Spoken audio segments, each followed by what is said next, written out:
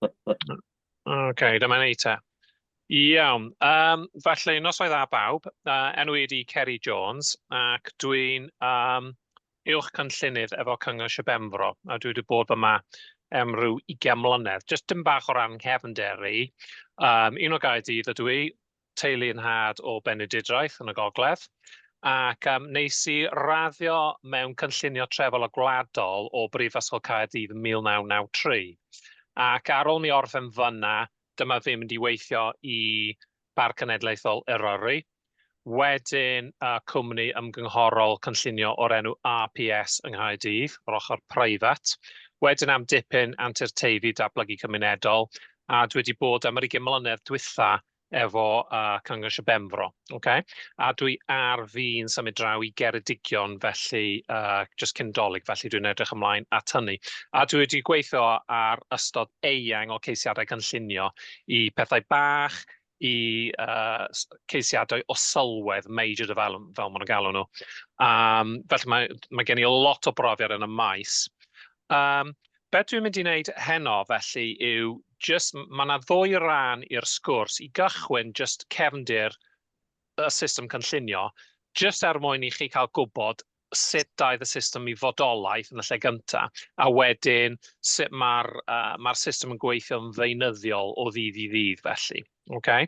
Dwi wedi wneud y sgwrs yma droion o'r blaen, yn benafol i staff eraill yn y Cyngor Sir, mwyn iddyn nhw cael deall beth yw'r system cynllunio, ond hefyd i Cymdeithas yr Iaith a grwpiau eraill, Coleg Sir Penfro er enghraifft, ac yn y blaen. Okay? Mae croeso i chi ofyn cwestiynau ar unrhyw adeg, neu llawn osod o sgwrs, neu ar y diwedd, ac os oes gennych chi rhywbeth benodol ydych chi eisiau gofyn, mae croeso i chi gofyn cwestiwn i mi ar wahân, felly. Okay? Sorry, neges wedi dod i fyny fan'na. Di bawb yn gallu clywed yn iawn, gobeithio? Ie?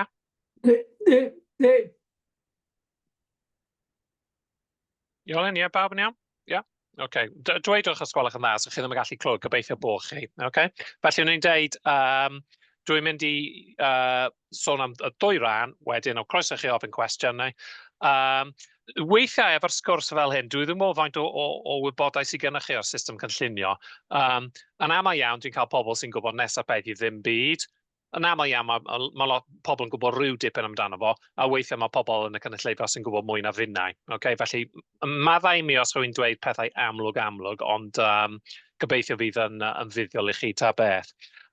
Dwi ddim yn mynd i, dwi'n gwybod taw Dyfodol yr Iaith yw'r grŵp yma, grŵp pwysau dros y Gymraeg, ond dwi ddim yn mynd i sôn yn benafol am y Gymraeg a cynllunio. Dwi eisiau rhoi i chi fframwaith o'r system cynllunio i ddechrau'n hytrach a canolbwyntio ar y Gymraeg. Mae hwnna'n heiddi sgwrs arall ar ei ben ei hun. Okay? Iawn te, felly just mynd ymlaen. Ydych chi'n gallu gweld hwnna, system cynllunio gen i? Ydych hwnna'n glir? Iawn. Felly dyna just y cyflwyniad gen i. OK. Right te, ble mae'r bont yma? A mute i ni. Ffordd y fflir. Da iawn, da iawn. Ie, dyma'r bont Hont y Prif. A pwy wnaeth adeiladu'r bont, ydych chi'n gwybod? John Edwards. Da iawn, ie. Rhywun o'r enw William Edwards. A mi agorwyd y bont yn 1756. Okay. Gweinidog. Na fo, ie. Ac dyma llawdd yr Eisteddfod, y cwrs, rhyw 19 mis yn ôl, safle godidog, safle hyfryd. Ond y peth yw, pan adeiladwyd y bont yma 1756, mi roedd Cymru yn wlad wledig. Mi roedd bob man yn y byd yn wlad wledig. Mi roedd na dinasoedd mawrion, megis, Llundain, Istanbul a llefydd. Ond yn y bôn, mi roedd Cymru yn wlad gwledig, yn wlad wledig, a mi roedd bawb yn gweithio ar tir wrth reswm. A wedyn, dyma. Oops, beth wedi digwydd yma? Dyma'r chwyldro diwydiannol yn digwydd ym Mhrydain, yn benafol, yn y 19fed ganrif, ac y cwrs yng Nghymru. Cwbl o cwestiynau i chi, ble oedd y dredd diwydiannol cyntaf yn y byd? Merthyr Tydfil. Merthyr Tydfil. Da iawn, da iawn. Ble oedd y reilffordd gyntaf yn y byd? Merthyr Tydfil. Merthyr Tydfil eto. Ble codwyd y ddrai goch i ddynodi gwrthrefol gymdeithasol? O'r baner goch, y Merthyr Ie. Na fe, Merthyr Tydfil eto, da iawn, da. Ble oedd y tren gyntaf efo teithwyr? O, Abertawe, Mwmbwr. Da iawn, heini, ie, Abertawe. Iawn te. A ble sgwennwyd y check gyntaf am filiwn y bunnau? O, yng Nghaerdydd yn... Beth yw enw'r adeilad na? Cyfnewid fel law. Ie, na fe. Ie, Coal Exchange, da iawn, da. Ac ble oedd un o'r ymgyrchoedd cyntaf o ran llythrennedd yn y byd ac ym mha iaith? O, Cymraeg, mae'n siŵr. Ac yng Nghymru, gyda... Na fe, Griffith Jones, ysgolion Cylchynol. Griffith Jones, na fo, ie. Felly, mae'n diddorol pan dwi'n gofyn cwestiwn yma yng Ngholeg Sir Penfro, ydy pobl yn gwybod eu hanes nhw, dydyn nhw ddim. Ac mae'n agoriad llygad i bobl cael gwybod taw y Gymraeg oedd un o brif ieithoedd llythrennedd yn ôl yn y 19th ganrif. Felly mi roedd yna lot o bethau da yn dod efo'r chwyldro diwydiannol. Felly o ran yr economi, trafnidiaeth, trin arian, llythrennedd ac yn y blaen. Okay? Ond, yr un pryd mi roedd y chwyldro diwydiannol neu pethau gwell i bobl, roedd lot o pethau gwael yn digwydd hefyd. Dyma llun o Rhondda i fyny y cwm o Bontypridd, lle oedd y bont hyfryd yna. Ac yn 1801, roedd poblogaeth y Rhondda 542 i gyd. A wedyn, erbyn 1921, roedd y poblogaeth wedi chwyddo i 162 o filoedd 729. Felly oedd wedi cynyddu 300% o ran cyfanswm. Oedd yn ryfedd, a mi roedd lot o bethau drwg yn digwydd efo'r chwyldro diwydiannol hefyd, tlodi, salwch a phob dim.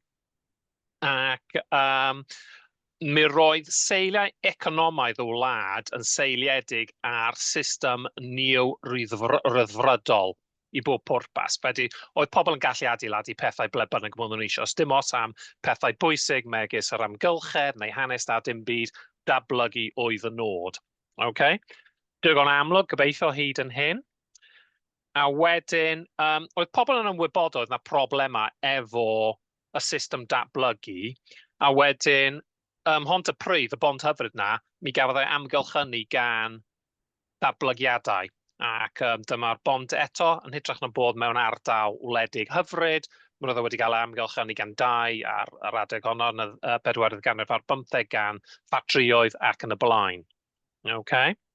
A wedyn, oedd pobl wedi trial newid y system yn ara deg, fesel dipyn, a wedyn mi roedd na beth oedd nhw'n galw yn Lloegr Garden City, mi roedd yr un gyntaf yma'n Letchworth yn swydd Hertfordshire yn Lloegr, yn 1890, dwi'n meddwl, tua diwedd y 4th ganrif ar 15, a mi roedd na tref gwledig yng Nghymru, ble oedd y Garden City neu Garden Town gyntaf yng Nghymru.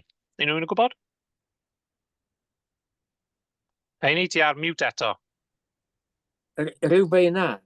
Da iawn. Dwi'n rhyw am fod heini'n gwybod mwy na fi. Ond ie, rhyw braina oedd y Garden City fel petai gyntaf yng Nghymru. Ond y peth yw, mi roedd y system economaidd yn neo-ryddfrydol mewn grym o hyd gweitha y newidiadau bach yma, a wedyn dyma lun o un o faestrefi Llundain, ac yn 1930 mi wnaeth Llundain ffrwydro o ran maint oherwydd trafnidiaeth hawdd. Okay? Felly, gweitha Letchworth a pethau fel yna, doedd na ddim stop ar y system neo-ryddfrydol o ran datblygiadau economaidd. Okay? Wedyn, daeth y ryfel. A wedyn, dyna llun o unrhyw un eisiau dyfalu, ble mae hwnna? Llundain? Na gyda. Lerpwl. Lerpwl, ie, na fo. Chi'n gallu gweld un o, beth yw'n Graces ydy, a chi'n gallu gweld y Mersey fan'na. Felly, a wedyn... Live the Birds, ie? Na fo, ie. Felly, oedd lot o ddinestr yn ystod y rhyfel, ond y peth pwysica efo rhyfel oedd bod y boblogau droed I draw wedi cael eu radicaleiddio, a dyma nhw'n dod yn ôl y rhyfel, ac mi roedden nhw isio newid y system. Ac bydd hynny'n gwybod pwy ydy hwn? O, diar... Atli. Ie. Ie, dyna fo, ie. Prif weinidog y Blaid Lafur 1945, a dyma'r un o prif weinidogion pwysica yn hanes Prydain heb os nag o'n I bai. Oherwydd, efo'r y milwyr yn dod yn ôl o'r rhyfel, a bawb oedd wedi bod yn gweithio merched, wedi bod yn gweithio yn y ffactrioedd, dyma nhw'n dweud, dyn ni eisiau cymdeithas gyfartal, dyn ni ddim eisiau mynd yn ôl i'r hen drefn. A wedyn, o ganlyniad, mi roedd deddfau elfennol sy'n wedi ffurfio yn byd ni nawr. Felly, Deddf Gwladoli y Diwydiant Glo, 1946, Gwasanaeth Iechyd Gwladol, 1946, Deddf Trefi Newydd, 1946, eto mwy o Letchworths newydd i'r byd yma, Cwmbran er enghraifft. Wedyn, bwysig I ni, Deddf Cynllunio Trefol a Gwladol 1947, dyna y ddeddf a dechreuodd y system cynllunio. Okay. A wedyn, yr un mor bwysig, Deddf Parciau Cenedlaethol a Mynediad Cefn Gwlad 1949. A'r nod efo'r deddfau yma oedd hyrwyddo cyfle cyfartal rhwng pobl yn wladwriaeth. Okay. A wedyn, yn ystod y 50au, oedd pethau wneud, y Llywyrchus roedd na hyd yn oed aelod seneddol yn y cabinet efo cyfrifoldeb dros cynllunio trefol, credwch ni beidio. Ac roedd pethau'n llywyrchus, lot o ddatblygiadau yn mynd ymlaen, a roedd y system wedi symud o system neo-ryddfrydol hyd at ymyrraeth yn y farchnad rydd gan y llywodraeth ganolog. Okay?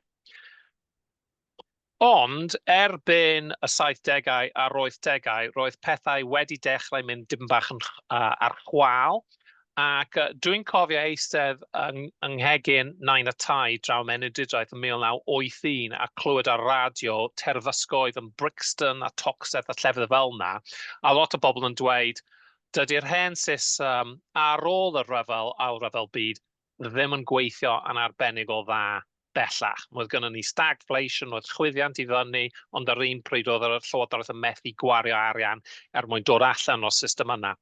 A wedyn, hwn just, oedd cynllun I ddatblygu Caerdydd efo ffordd fawr trwy fo yn ystod y 60au, na I ddim sôn am hwnna eto. Ond wedyn, pwy ydy hon, tybed? Mrs Thatcher, of course. Mae'n diddorol, pan dwi'n neud y cyflwyniad yma yng Ngholeg Sir Penfro, dydy'r myfyrwyr, ni'n sôn am pobl yn ei geiniau nawr, dydym yn gwybod pwy ydy hi. Leo Attlee, okay, hwyrach, ond Thatcher, mae'n rhyfedd. Mae Thatcher mor ddiarth iddyn nhw a di y frenhines Victoria I ni, a bod yn onest. Nawr, peth yw, 1979, oedd yna newid sylfaenol yn y wlad efo'r etholaeth ethol Margaret Thatcher, oherwydd dyma ni yn symud yn ôl at y system economaidd o neo-ryddfrydaeth, lle oedd y farchnad rydd yn dominyddu pethau. Okay? Nawr, o ran y system cynllunio, oedd yn diddorol iawn, dyma Thatcher yn gofyn un o'i gweision sifil, dwi eisiau chi fynd I ffwrdd, sgwennu un tudalen a pedwar, pam na ddylwn ni cael gwared ar system cynllunio yn ei chyfanrwydd. Okay? A dyma'r gwas sifil yn diflannu dros y penwythnos, a dod yn ôl efo un tudalen, a mi wnaeth hi gadw y system cynllunio. Oedd eisiau cael gwared a preifateiddio bob diwydiant fel y diwydiant glo ac yn y blaen, trafnidiaeth reilffordd ac yn y blaen, ond mi wnaeth hi cadw y system cynllunio. Okay? Nawr, pam wnaeth hi penderfynu hynny? Okay, nawr, dyma llun o ardal tu allan Llundain, ac mawr syndod I bawb, heini sy'n bia'r cae yma. Ynde, tu allan Llundain. Iawn? Ac dwi'n byw yma. Okay. Oes unrhyw un yma efo cefndir amaethyddol? Nag oes? Beth yw pris erw o dir amaethyddol? Unrhyw un yn gwybod? 10,000. Da iawn, ie. Y tua 10,000. Dwi'n gwybod pa mor hir i gort dwi'n deall hwnna. Yn ddiweddar gwerthoedd fferm yng Nghwm Gwaun wrth ymyl fan hyn, ac roedd pris fesel erw fyna 5,000 o bunnau, ond Cwm Gwaun yw hwnna. Faswn i'n dweud erw o dir fan hyn wrth ymyl Llundain, gwerth amaethyddol 10,000. Okay. Os mae heini yn cael caniatad cynllunio i adeiladu tai, ar y tir yma, beth ydy gwerth y tir? O, 200,000, 300,000. 300,000, iawn. Dylan, chi eisiau dyfalu? Beth yw gwerth erw o tir? 500,000. Miliwn. Iawn, Hyw? Miliwn. Fwy. O gwmpas 2,000,000. Okay. Mae'r cynnydd yn y werth yn codi 300%. Mae'n mynd o 10,000 o bunnau fesel erw i tua 2,000 o bunnau. Felly, wrth reswm, mae heini eisiau datblygu y tir yma ac adeiladu tai arno fo. Okay? Ond, dwi'n byw yma a dwi ddim eisiau heini i adeiladu tai. Okay?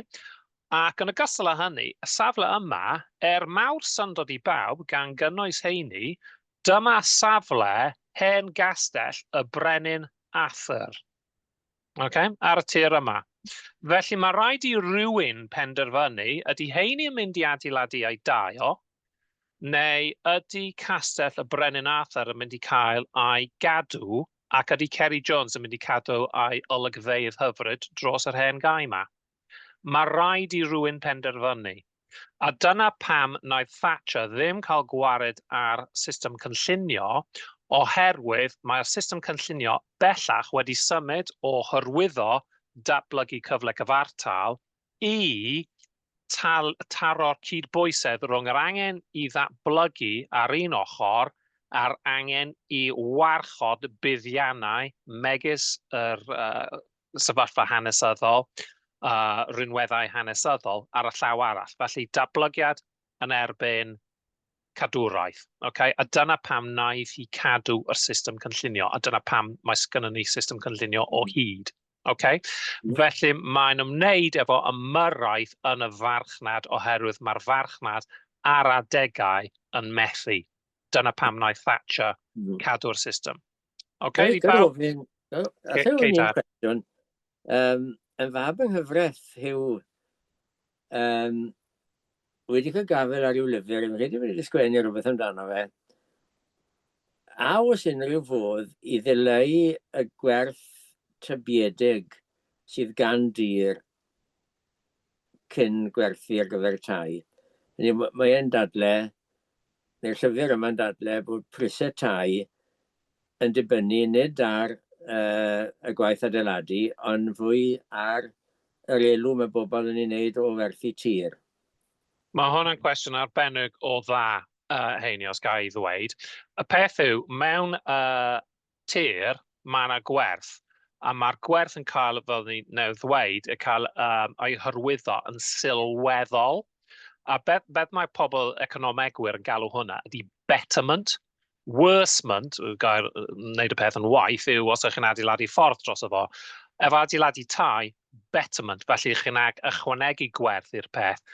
Nawr, gan y llywodraeth lafur ar ôl y rhyfel, roedden nhw am godi trethu ar betterment.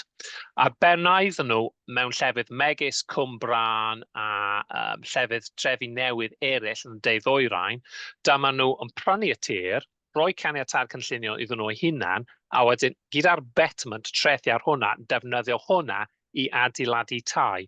A bod yn onest, fy hunan, faswn ni o blaid cael dreth ar betterment.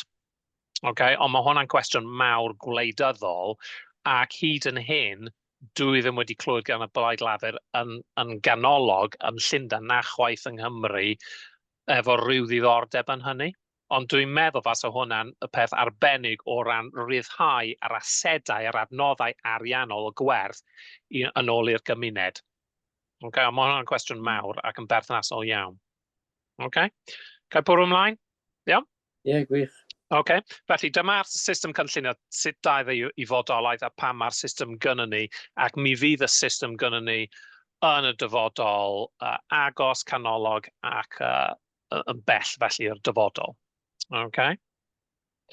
Wedyn, just o ran deddfau cynllunio, chi'n cofio o'n i'n sôn am deddf cynllunio 1947, dyma y ddeddf gychwynnol bwysig.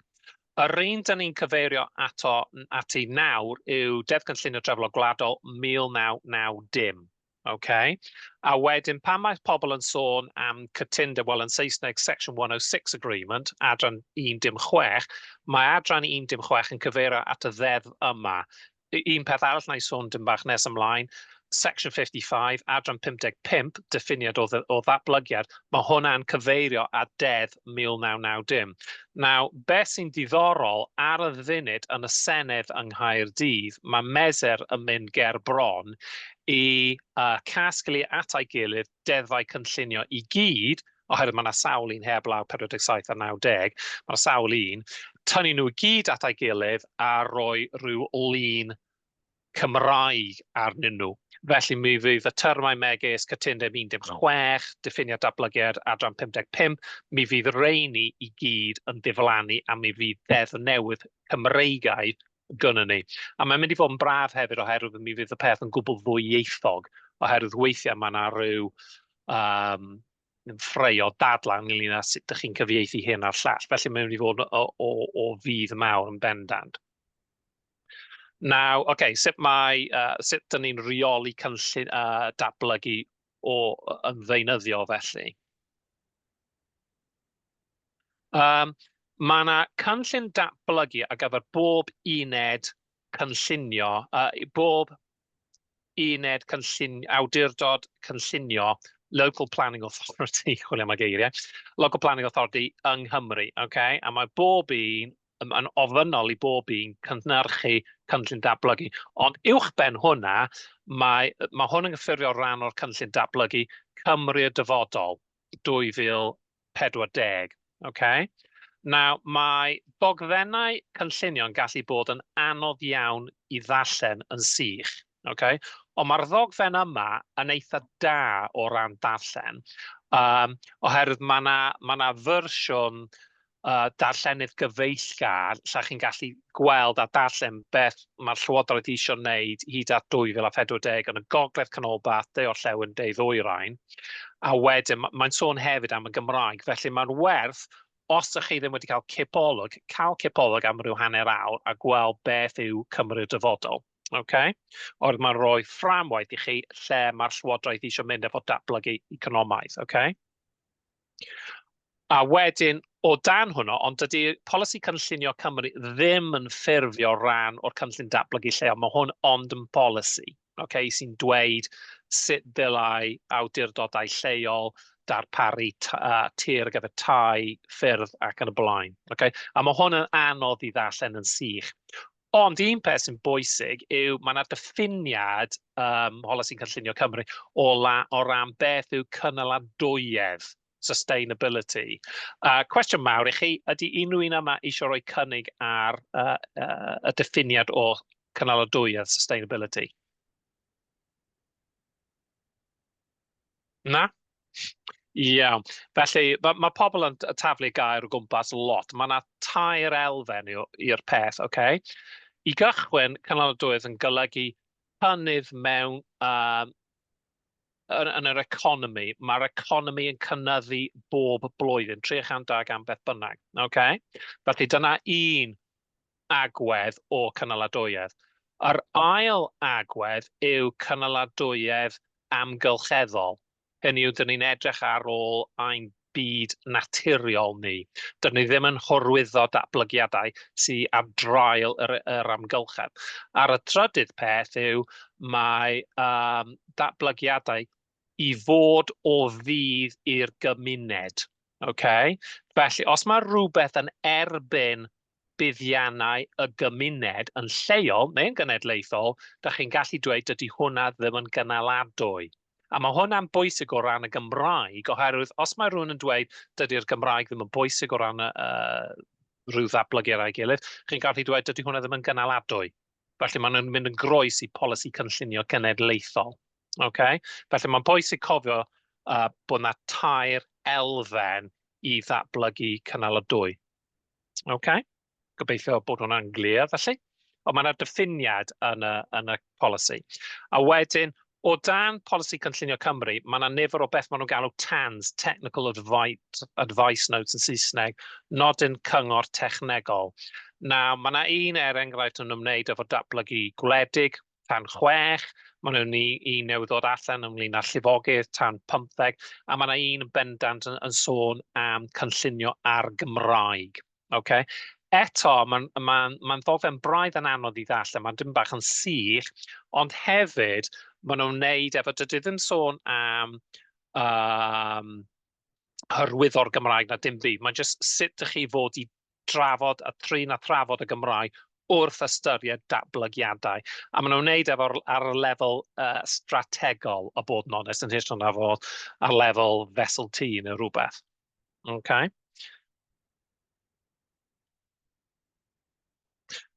Nawr, yng Nghymru, mae yna 22 o awdurdodau lleol, a mae bob un o reini yn awdurdod cynllunio lleol, a Local Planning Authority. Okay? Ond ogystal â hynny, mae yna 3 pharc genedlaethol, of course, Banau Brycheiniog, Eryri ac fan hyn yn Sir Penfro, arfordir Sir Penfro. Okay? A mae bob un o reini yn awdurdod cynllunio lleol. Okay? Peth amlwg i ddweud, ond os ych chi eisiau wneud sylwadau ar ryw ddatblygiad neu o blaid neu yn erbyn, chi'n mynd at yr awdurdod cynllunio cywir. Dwi'n gweithio yn Sir Penfro, mae'n rhyfedd faint o weithiau dyn ni'n cael pobl yn cysylltu efo ni ynglyn â ryw ddatblygiad yn Dinbych y Pysgod. Wel, mae Dinbych y Pysgod yn y parc, nelo hynny ddim byd efo ni, felly os mae rhywun yn sgwennu ato ni ynglyn â rhywbeth yn Dinbych y Pysgod, maen nhw'n gwastraffiau amser, dyn ni ddim yn delio efo fo. Fas ni just pasio ymlaen o'r wybodaeth, ond mae'n bwysig bod chi'n mynd at yr awdurdod cywir. Iawn te, a mae'n ofynnol i bob awdurdod cynhyrchu cynllun datblygu. Okay? Felly, fan hyn yn Sir Penfro, mae gennym ni cynllun datblygu lleol. Sir Penfro gafodd ei fabwysiadu 2013, ac dyn ni yn y proses o creu cynllun datblygu newydd. Nawr, os ydych chi eisiau gwrthwynebu neu cefnogi cais, mae'n hynod o bwysig eich bod chi'n cyfeirio at y ddogfen yma, a'r polisïau sydd am y ddogfen. Dwi'n delio efo cais cynllunio ar y funud ar gyfer Melyn Wynt yng Ngogledd y Sir. Dyn ni wedi cael rhyw 40 o lythyron e-byst ac yn y blaen yn gwrthwynebu y datblygiad. Does na neb wedi sôn am y cynllun yma o gwbl. A mae'n tanseilio hygrydedd a'i sylwadau nhw, a bod yn onest. Pan o'n i'n gweithio i RPS, faswn ni'n weithredol dros rhywun fel yma, faswn ni'n mynd at y cynllun polisi yma, a faswn ni'n cyfeirio at y polisïau yn unswydd mwyn cryfhau y dadleuon o blaid neu yn erbyn y datblygiad. Felly mae'n bwysig bod pobl yn cyfeirio at y cynllun lleol. A wedyn, beth mae'r cynllun datblygu yn sôn amdano fo ydy tai, lle mae pobl yn byw, wrth gwrs, tir cyflogaeth, felly lle mae pobl yn mynd i weithio, manwerthu, ble mae siopau yn mynd i fod, twristiaeth, ble mae pobl yn mynd ar gwyliau, trefnidiaeth, lle mae pobl yn symud rhwng eu tai, y lle gwaith a y traeth neu beth bynnag, a wedyn yr amgylchedd naturiol a'r amgylchedd hanesyddol hefyd, felly castell y brenin Arthur ac yn y blaen. Mae yna pethau eraill fanna hefyd, enghraifft yn Sir Penfro, mae gynnon ni cynllun a polisi ar gyfer mariners sydd yn perthnasol, ddim yn arbennig o perthnasol, dyn ni ddim yn cael lot o geisiadau, ond dyna beth sydd yn y cynllun datblygu. A wedyn, ynglwm â'r cynllun lleol datblygu, mae yna fapiau ar gyfer yr ardal i gyd, okay? A wedyn dyma'r map ar y llaw chwith yma o pentre bach o'r enw St Florence yn Sir Penfro, yn ne Sir Penfro, a chi'n gweld y llinell goch yma, wel mae hwnna tir sydd wedi cael ei neilltuo ar gyfer tai. Iawn? A wedyn, heini sy'n bia y tir yma hefyd, mae gennych chi lot o dir heini, Wedyn, os ych chi eisiau adeiladu tai fan hyn, mae yn y cynllun datblygu, felly o ran egwyddor, mi fedrwch chi adeiladu tai fyna. Os oes gennych chi tir lawr ar y gwaelod fan hyn tu allan ffin y pentre, chewch chi ddim caniatad i adeiladu tai fyna, oherwydd mae tu allan ffin y pentre. Nawr, gobeithio bod chi'n cael y sgwrs yma o fydd, ond bas ni'n bwysleisio yn fawr iawn, os ydych chi eisiau gwrthwynebu cais cynllunio neu hyrwyddo datblygu, yn enwedig pethau strategol fel stad mawr o dai, mae rhaid i chi wneud yn ystod y cynllun, y proses o cynhyrchu y cynllun datblygu. Unwaith mae'r tir yma, yn y coch fan hyn, yn St Florence wedi cael ei neilltuo, fedrwch chi ddim dadla o ran yr angen am dai fyna. Mae'r dadleuon wedi bod. Okay. Pan nes i'r sgwrs yma efo Cymdeithas yr Iaith, oedd lot o bobl yn sôn am angen. Dyn ni ddim eisiau angen tai fan hyn fan draw. Wel, unwaith mae yn y cynllun datblygu, dyna fo. Okay. Felly, os ych chi eisiau gwrthwynebu neu cefnogi llefydd datblygu, mae rhaid i chi wneud yn ystod y proses cynllunio. Okay. Iawn te. A wedyn, sut mae'r cynllun yn cael ei fabwysiadu? Mae'n mynd trwy drafft ymgynghorol. Oops, sorry. Mynd yn ôl. Drafft ymgynghorol, wedyn drafft adnau deposit yn Saesneg. Wedyn mae yna ymchwiliad cyhoeddus lle mae pobl yn dadla o blaid, datblygu dan o dir neu ffordd fawr neu beth bynnag. Wedyn mae yna adroddiad gan yr olygydd, a wedyn mae yna newidiadau o bosib, a wedyn mae'r cynllun yn cael ei fabwysiadu, fel sydd gynnon ni Sir Penfro 2013. Gai ofyn un cwestiwn, yn y sgil bydde Hyw yn gwybod mwy am hyn, Porth yr Hyd yng Nghyfyrddin, roedd y tai gafodd ganiatad yn y diwedd fyna yn rhan o'r cynllun datblygu, ond dwi ddim yn siŵr a oedd nifer y tai wedi cael ei bennu, a oedd y tai gafodd ei cynnig wedyn yn sgil y cynllun gyment a nifer y tai yn y pentre ei hun jyst a bod, felly y newid cymeriad y pentre. Wel, fe'n anodd iawn i bawb rhagweld yn y broses gynllunio beth yw'r canlyniadau real yn dilyn hynny. Yn aml, dyw tai ddim yn cael ei adeiladu o gwbl, neu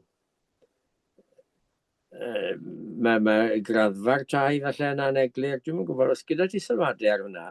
Beth Oes. wedi wneud y Porth yr Hyd, Ryd? Okay. Mae'n anodd i mi sôn heini yn unswydd am Porth yr Hyd. Dwi ddim cyfarwydd o safle mae'n ddrwg gen i, ond dwi'n gallu siarad yn gyffredinol. Okay. Efo'r safle yn St Florence, mae tir yna wedi cael ei neilltuo o gyfer tai, felly mi fydd tai yn cael ei adeiladu fyna. O ran dwysedd, y faint o dai sy'n mynd i cael ei adeiladu, mae yna polisi arall gyda ni, GN 26, EGN 26, dwi'n meddwl ydy o. A wedyn mae hwnna'n dweud, yn y prif drefi, Hwlffordd, Aberdaugleddau ac yn y blaen, da ni isio 30 o dai fesel hectar. Okay. Wedyn, yn y pentrefi bach, mae'n mynd i lawr i 25 o dai fesel hectar. Felly, dweud ni bod y safle yna yn St Florence, hanner hectar, okay? Fas hwn yn golygu o gwmpas 10-12 o dai. Okay? Wedyn, felly, beth mae'r cynllun datblygu yn neud yn strategol yw gosod rhaid dyn ni eisiau hyn o dai a draws yr ardal, wedyn dyma lle dyn ni'n mynd i roi nhw, Hwlffordd, St Florence, ble bynnag, a wedyn dwysder y datblygiad, y density, maen nhw'n deud yn Saesneg yn dda, nifer o dai, maen nhw gyd roi nhw at ei gilydd, mae'n dod at 5,000 o dai a gyfer Sir Penfro i gyd, a gyfer dros y cyfnod y cynllun datblygu. Os mae datblygwr yn mynd i mewn a dweud, right, okay, dyn ni eisiau adeiladu 10 o dai fesel hectar, mae hwnna'n groesi'r polisi EGN 26, a mae yna i fod i wneud 25 o dai, 30 o dai. Ond y peth yw, wedyn beth sy'n digwydd, mae yna ystyriaethau lleol yn dod i mewn. Beth yw sut mae'r tir, ydy yn fflat neu a lethr, beth yw mynediad I mewn i'r peth, beth yw, oes rhan o'r safle yn dioddau o lifogydd, y math yna o'r ystyriaethau, a mae hwnna newid y niferoedd ar y safle. Okay? Na I sôn am y ceisiadau datblygu fan bach nes ymlaen, felly gobeithio fod hwnna'n hanner ateb I ti am y tro. Iawn? Felly, felly os ydych chi eisiau gwneud sylwad ar cynllun datblygu o ran egwyddor, dyna pryd I wneud e, nid ar ôl I dir cael ei clusnodi I gyfer tai neu beth bynnag. Iawn te. Wedyn, pan mae cais cynllunio'n dod I mewn, mae yna ystyriaethau perthnasol, beth maen nhw'n galw nhw material planning considerations. Felly, tir na yn St Florence, mae heini yn rhoi cais I mewn I ddatblygu tai ar y tir. A wedyn, mi fydd pobl fel fi a cynllunwyr eraill yn ystyried be ni'n galw ystyriaethau cynllunio perthnasol, material planning considerations.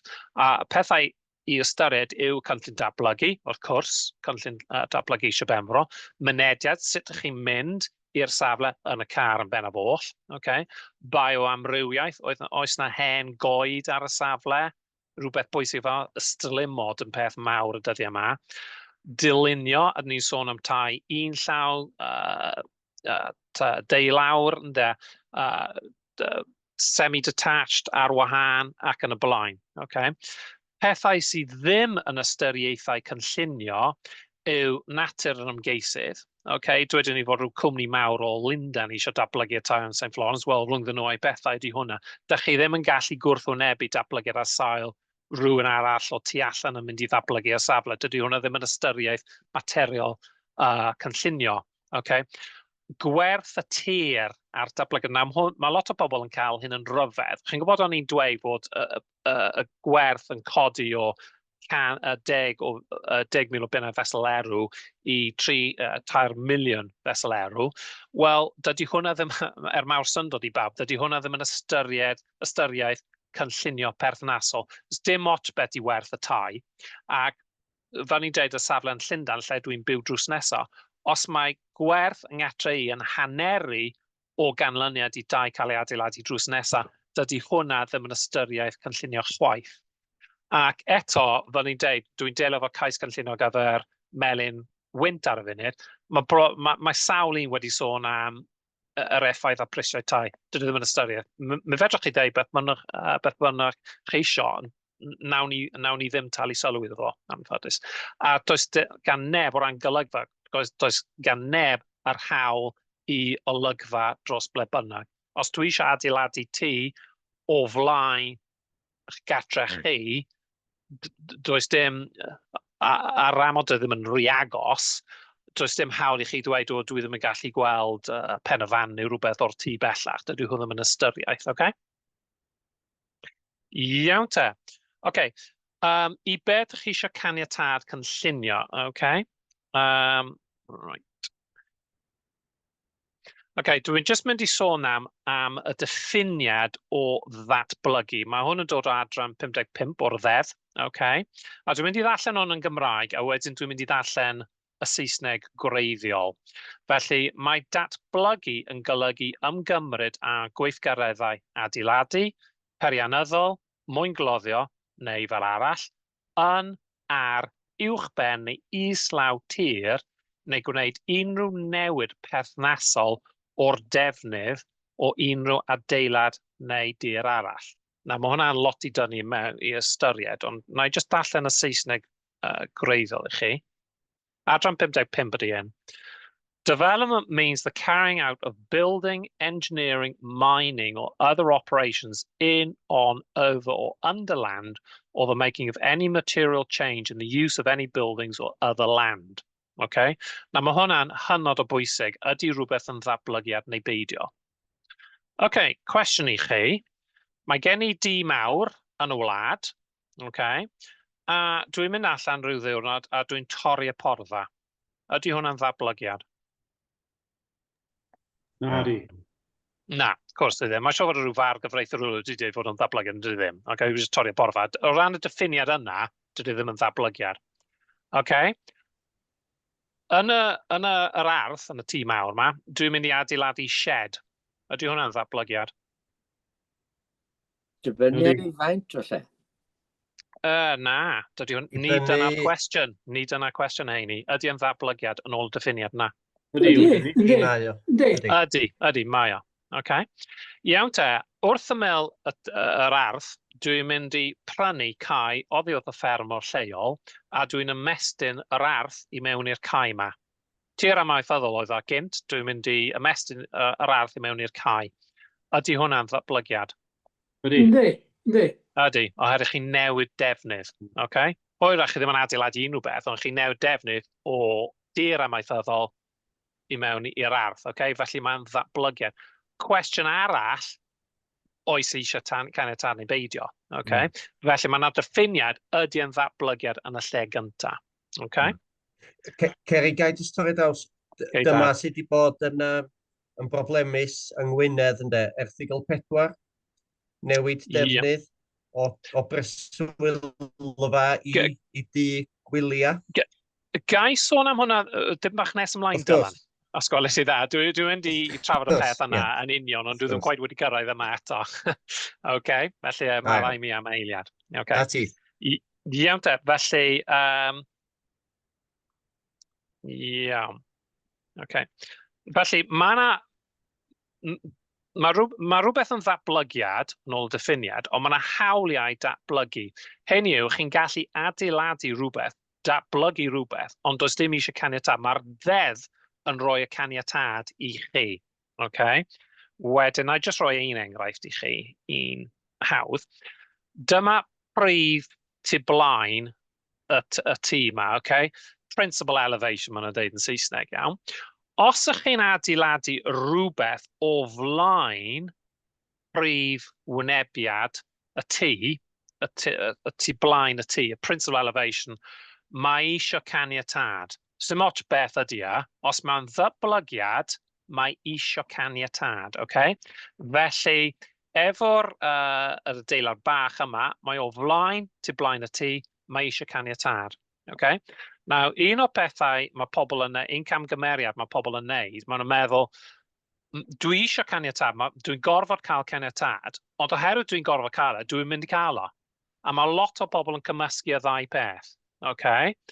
Felly, os ych chi'n adeiladu rhywbeth o flaen y tŷ, iawn, mae'n ddatblygiad lle mae eisiau caniatad, wedyn ydych chi'n neud cais cynllunio, a wedyn 95% o'r amser ydych chi'n mynd I cael caniatad. Okay? Dwedwn ni bod yr adeilad bach mewn coch yn garage, wel mae hwnna'n rhywbeth eitha cyffredin. Mae lot o bobl yn adeiladu garage wrth ochr y tŷ o flaen y tŷ, a dyn ni'n cymeradwyo 98% o'r reini.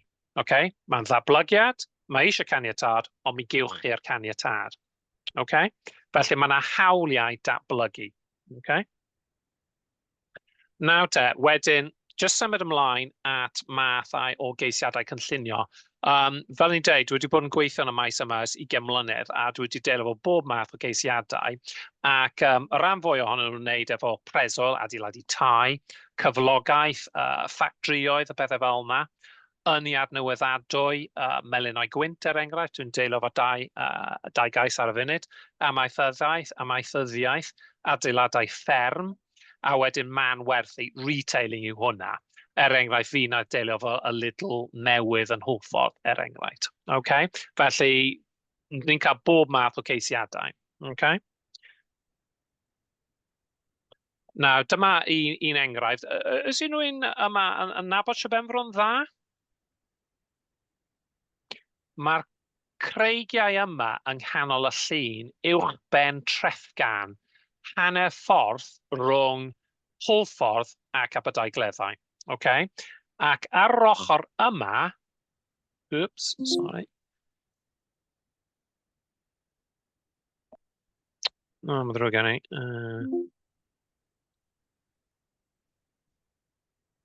Sorry, wedi mynd ar goll.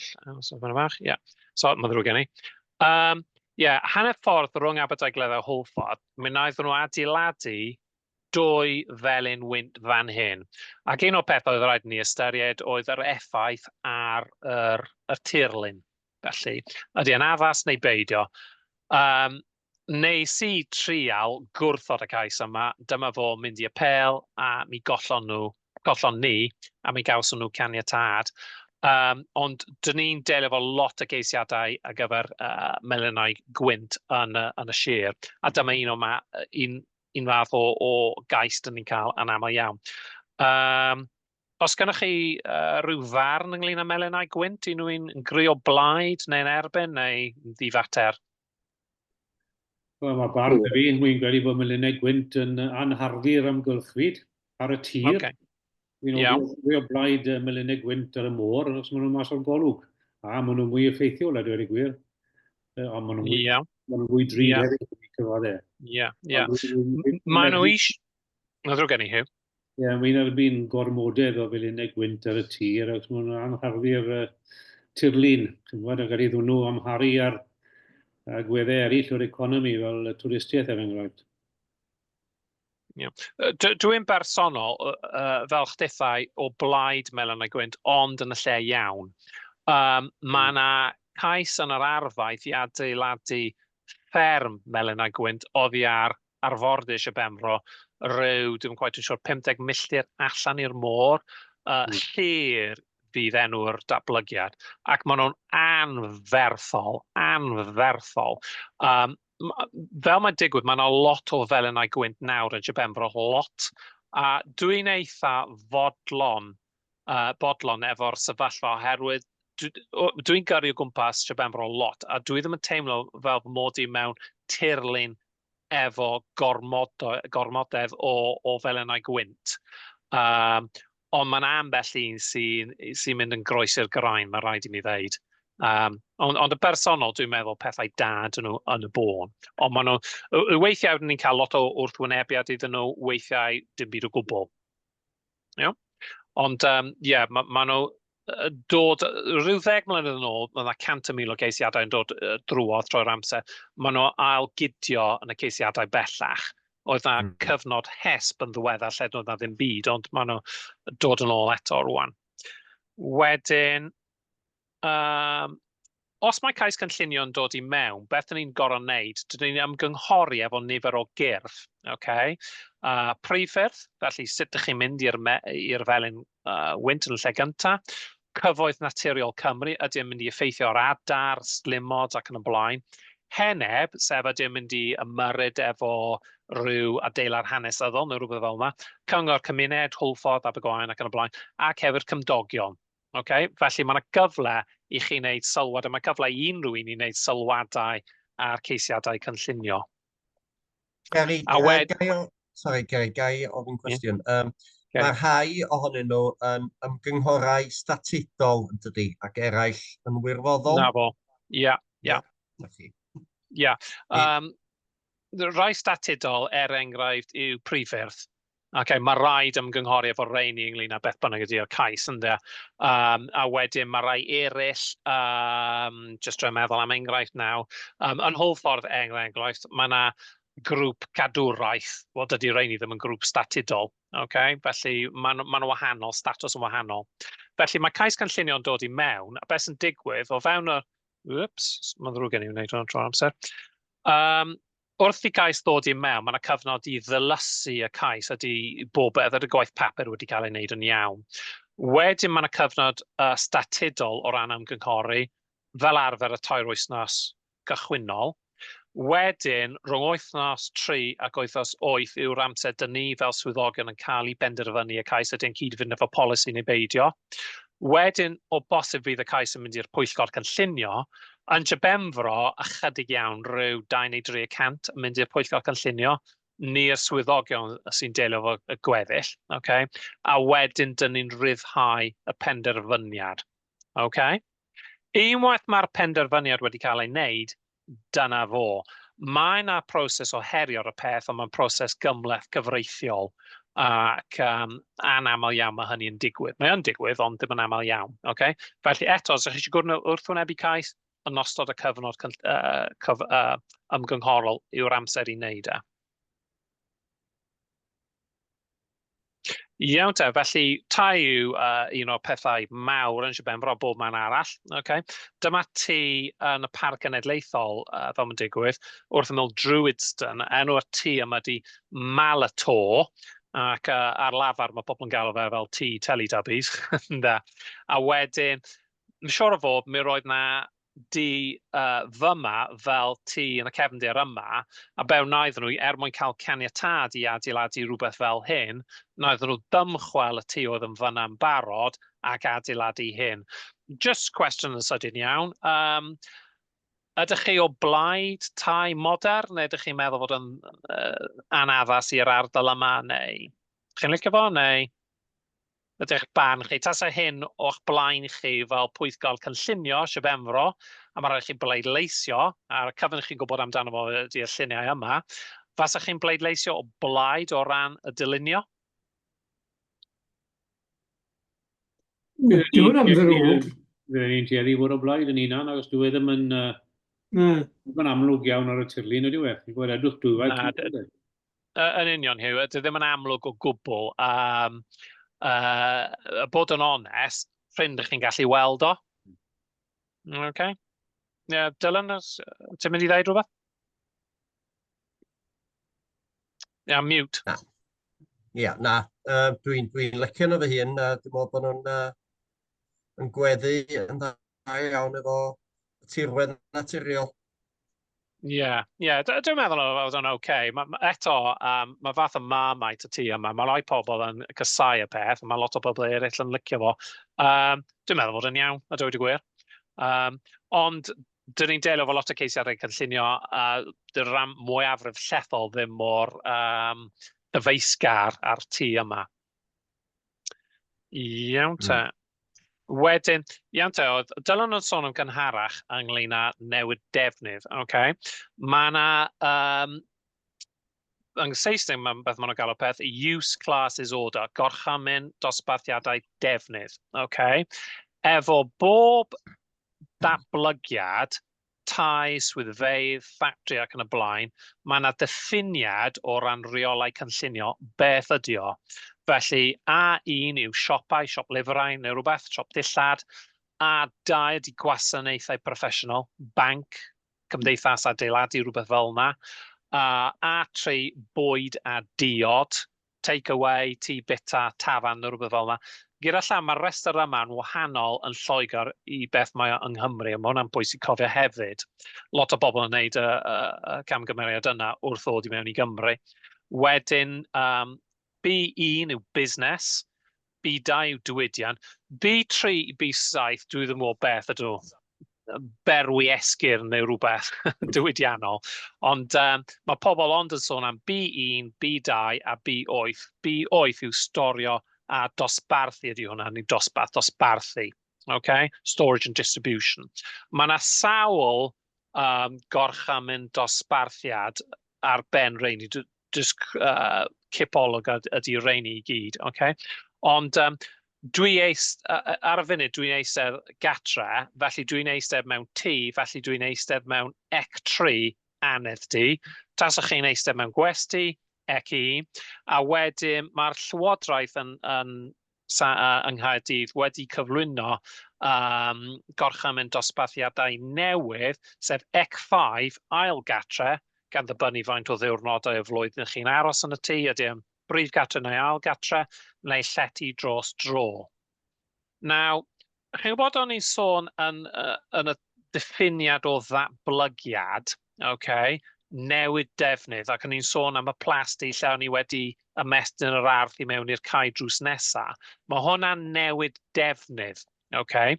Wedyn, os ydych chi'n cymryd siopau A1, dweud ni yma yn Abergwaun, dwi eisiau newid siop lyfrau Seaways I mewn I takeaway. Okay? Mae hwnna'n mynd o A1 I A3. Mae isio caniatad cynllunio oherwydd dwi wedi newid y defnydd. Siop lyfrau, takeaway, newid defnydd, mae eisiau caniatad cynllunio. Dwi ddim yn sôn ydych chi'n mynd I cael caniatad cynllunio neu beidio, ond mae eisiau caniatad. Okay? Nawr, beth sydd wedi bod yn corddi y dyfroedd yn ddiweddar oedd Hugh yn deud ec3, ec5 ac ec6. Nawr, ar draws y wlad, os ych chi'n symud o ec 3 i ec 5, neu ec 6, ar y funud does dim angen caniatâd cynllunio. Mae'n ddatblygiad, yn ôl diffiniad adran 55, ond does dim isio caniatâd. Ond i sôn am A1 siop, symud siop lyfrau i mewn i take-away, os wy'n mynd y ffordd arall, take-away siop lyfrau, does dim isio caniatâd. Okay, sy'n rhyfedd. Okay. Felly, ec 3, tŷ yma, dwi eisiau gosod y tŷ ar rent i ymwelwyr. Mae hwnna'n symud o ec 3 i ec 6, does dim isio caniatâd cynllunio. Ond beth mae Gwynedd wedi bod yn trial wneud, ac y Parc Cenedlaethol fan hyn hefyd, maen nhw'n cyflwyno Erthygl 4, Article 4. A beth yw hwnna? Mae hwnna'n tynnu i ffwrdd eich hawliau datblygu. Okay? Felly os eisiau mynd o ec 3 i ec 5 neu ec 6, mae eisiau caniatâd unswydd ar gyfer y newid. Okay? A dyna beth yw'r holl Erthygl 4 mae pobl yn sôn amdano fo. Okay? A di hwnna'n ateb dy cwestiwn di, Dylan? Ydy mae, diolch yn fawr. Ia? Okay. Wedyn, nawn... Egluro beth sydd wedi digwydd yng Ngwynedd wan. Maen nhw wedi gwneud, ond maen nhw wedi methu, ie? Beth sydd wedi digwydd? Wel, a bod yn onest, dwi ddim yn gweithio fyna, felly dwi ddim wedi cweit yn cadw i fyny efo lle maen nhw ar y funud, ynde. Dwi'n gwybod roedd y cynghorwyr a lot o cyngorau cymunedol ac yn y blaen, o blaid cyflwyno Erthygl 4 i tynnu'r hawliau datblygu yn ôl, ond maen nhw wedi cael eu herio, ac mae yna lot o achosion cyfreithiol ynglyn â cynllunio. Ffrind wedi sôn amdano fo gwbl heno, ond mae pobl yn gallu herio pethau'n cynllunio, yn ôl polisiau ac yn y blaen. Felly, lle maen nhw yng Ngwynedd, dwi ddim yn siŵr, mae'n ddrwg gen I ddeud. Yma yn Sir Penfro, dyn ni ddim wedi cyflwyno Erthygl 4 o ran tynnu hawliau datblygu yn ôl, o ran newid defnydd ec 3, ec 5, ec 6. Okay? Ond dwi'n meddwl bod pethau'n mynd I newid yn y dyfodol agos, ac o bosib I Gwynedd yn algydion y peth, Parc Cenedlaethol Eryri, Parc Cenedlaethol Sir Penfro, Bannau Brycheiniog yr un peth, oherwydd mae yna broblem efo diffyg tai I bobl leol. Ynde? Os ga I dorri draws y meiliad, sori, Ceri. Yn nealltwriaeth I fo Gwynedd ydy bod nhw'n amlwg wedi bod y sir y cyngor cynllunio cyntaf yng Nghymru I gyflwyno Erthygl 4, mi sefydlwyd na grŵp yng Ngwynedd yn gwrthwynebu hynny, a hwnnw'n bennaf gwrs gan bobl hefo tai ha neu tai ha yn yr ystyr bod nhw I hunan yn ei ddefnyddio fo, yn ogystal â tai ha cael ei gosod I ymwelwyr. Wedyn mi aeth I apel ac I uchelus ar barn y barnwr oedd bod Cabinet Cyngor Gwynedd wedi cael ei cam arwain gan sgôp a grym Erthygl 4. Felly nid bod yr egwyddor o be maen nhw wedi wneud yn amhriodol, achos fel ti'n dweud mae deddfwriaeth yn caniatáu hynny. Ond bod nhw wedi cael cyngor cam arweiniol ddaru bod yn sail i'r penderfyniad. Felly ar y tywydd yna mae'r apel wedi ennill. Okay, diolch am yr esboniad, Dylan, mae hwnna'n diddorol iawn. Dwi'n lled gyfarwydd beth dwi'n darllen yn y wasg at y bain, yn y peth dwi ddim yn gweithio fanna, felly mae'n anodd I mi ddeud, ond diolch yn fawr, Dylan, mae'n agoriad llygad, diolch. Gai ofyn cwestiwn amherthnasol i'r Gymraeg?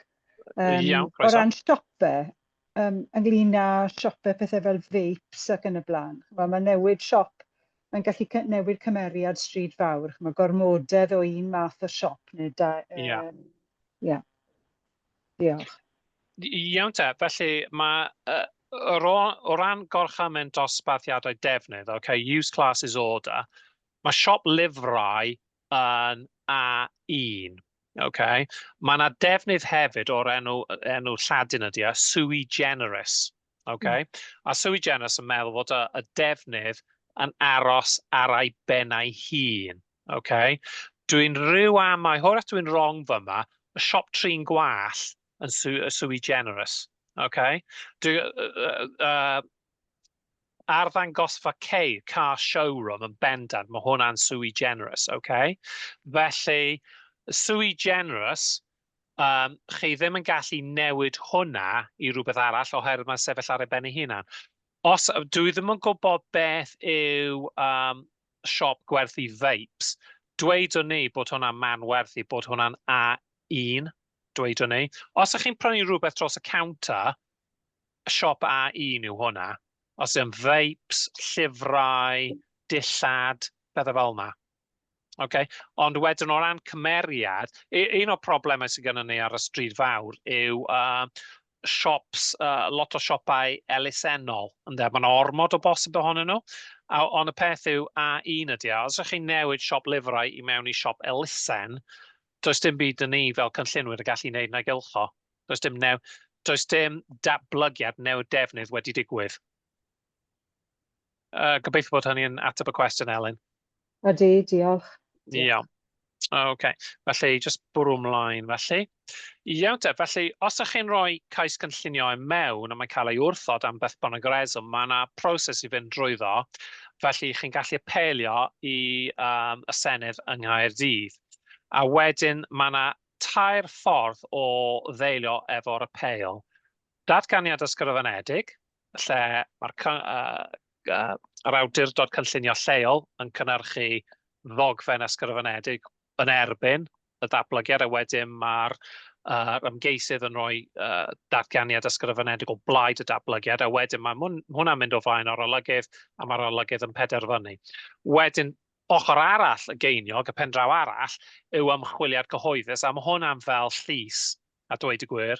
Dwi wedi gwneud, dwi'n dwsin o reini dros y blynyddoedd, a mae'n union fel llys, mae gennych chi bar gyfreithio ar y ddwy ochr, wedyn mae tistion arbenigol yn dod I mewn priffyrdd, tirlunion a pethau fel yna. Wedyn mae yna ddadl yn y llys fel petai, yn ymchwiliad cyhoeddus, a wedyn mae yna ymweliad safle, a wedyn mae'r olygydd yn mynd I ffwrdd I wneud ei penderfyniad, neu ei phenderfyniad. A wedyn her y ffordd rhwng y ddau, mae yna beth maen nhw'n galw'n grandawiad, lle o bosib does dim bar gyfreithiwr gennych chi, ond chi I gyd yn eistedd o gwmpas y bwrdd ac yn trafod rinweddau neu fel arall y datblygiad. Okay? Os ydych chi'n cael cyfle I fynd I ymchwiliad gyhoeddus, mae'n werth wneud. Mae'n gallu bod yn hynod o ddiddorol, a dweud y gwir. Ac hefyd mae'n taro dyn pwysigrwydd cywirdeb iaith a geiriau bach sy'n ni'n defnyddio a pa mor bwysig ydyn nhw. Ond un enghraifft wnaeth cipio'r penawdau rhyw 10 mlynedd yn ôl erbyn hyn, Charlie a Meghan, dyma nhw'n adeiladu tŷ yn y wlad yng nghefn gwlad, gwbl groes I polisi y cynllunio, wnaeth nhw hwn o dan y radar fel betai, nhw'n smalio taw tŷ ymarfer cerdd oedd o, ond doedd ddim o gwbl, oedden nhw eisiau byw fyna llawn amser. Ac dyma ni yn gwrthwynebu y cais, aeth y peth i'r apel o flaen ar olygydd o Gaerdydd, a mi wnaethon ni golli. A dwi'n meddwl beth ddigwydd, mi gafodd yr olygydd traed oer, oherwydd fasai ddim wedi bod yn edrych yn dda I Lywodraeth Cymru dymchwel y tŷ yma yn neud y teulu ifanc ma'n ddigatra. Dyna beth oedd yr tu ôl i'r penderfyniad yn fy marn ni. Ond o ran polisi, o'n gwbl groes I polisi, ond mi wnaethon nhw ennill, ond dyna fo. Okay. Ond os ydych chi'n cael cyfle I fynd I apel, mae'n syniad da I wneud. Mae'n hynod o ddiddorol. Iawn te. Wedyn, os mae pobl yn just bwrw ymlaen a datblygu rhywbeth heb caniatâd cynllunio, mae yna camau gorfodaeth yn gallu digwydd. A wedyn dyma un achos enwog y lawr yn swydd Surrey wrth ymyl Llundain. O dan yr ysgubor yma, mi wnaeth y boi yma adeiladu castell. Iawn.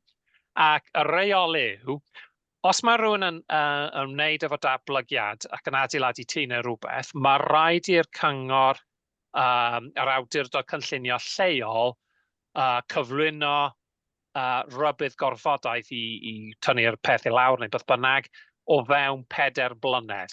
Mae rhaid nhw stopio defnyddio tir, tynnu'r tŷ lawr neu'r castell yn yr achos yma, tynnu fo lawr a dyna fo. ar ôl 4 blynedd, dych chi'n saff i bob pwrpas. Okay? Be wnaeth y boi yma oedd cuddio y castell yma o dan bales o wair, o borfa, ac ar ôl 4 blynedd, dyma'r castell. Mae wedi fod yma 4 blynedd, mae'n rhy hwyr, dwi'n mynd i fyw yn y castell yma. A fas o hwnna werth miliynau, tas o fo wedi cadw y castell. Na iddo lwyddo? Ydy'r castell da fan'na? Be chi'n meddwl? Yn ôl y reol, fydd lwyddo dde. Be chi'n meddwl? Ydy'r castell fan'na? Heini, beth chi'n meddwl? Wel na, dyna ddim yn weladwy fel castell. Iawn te, aeth yr achos yma'r holl ffordd i dir arglwyddi neu Supreme Court neu beth bynnag, ac wnaeth yr arglwyddi penderfynu pan wnaethon nhw tynnu ffwrdd y gwair, y bales o wair, dyna oedd dechrau y 4 blynedd. Okay? Wedyn, dyma'r awdurdod cynllunio lleol cyflwyno gorchymyn tynnu peth i lawr o fewn dwi'n 3 mis neu rhywbeth ar ôl y 4 blynedd dechrau. A wedyn, aedd yr holl ffordd i Europe, dwi'n meddwl, ond na, colli na iddo yn y pen draw. Ond mae'n doniol, ond hefyd, of course, oedd yn dwy llodrus yn dda.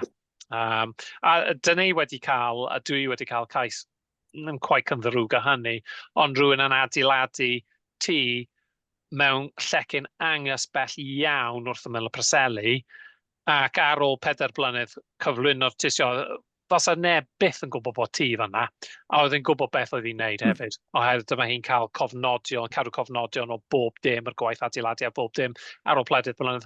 Da-na! A ddim lot o'n i'n gallu neud amdano fo, o'n i'n ddig amdano fo, a bod yn onest, ond dyma ni. Iawn te. Right, just cyn i mi gloi, dwi wedi gorffen y cyflwyniad, gobeithio chi wedi cael hwnna o fydd, ond just i gloi, ble mae y ddinas yma? Istanbul. Ie, Caer Cystennin yn Gymraeg, iawn, neu Byzantium, neu Constantinople, neu Istanbul. Okay? Roedd fy mrawd yn gweithio fama am 20 mlynedd, Pensaer ydi, a mae'n lle hyfryd ar y naw, mae rhaid i mi ddweud, mae'n lle braf. Ar enw'r ardal yma, nhw'n gwrs enw Gymraeg yn fod, Golden Horn yn Saesneg, ynde, ac Hag Sophia, y deml las, a phob dim, mae'n lle hyfryd dros ben.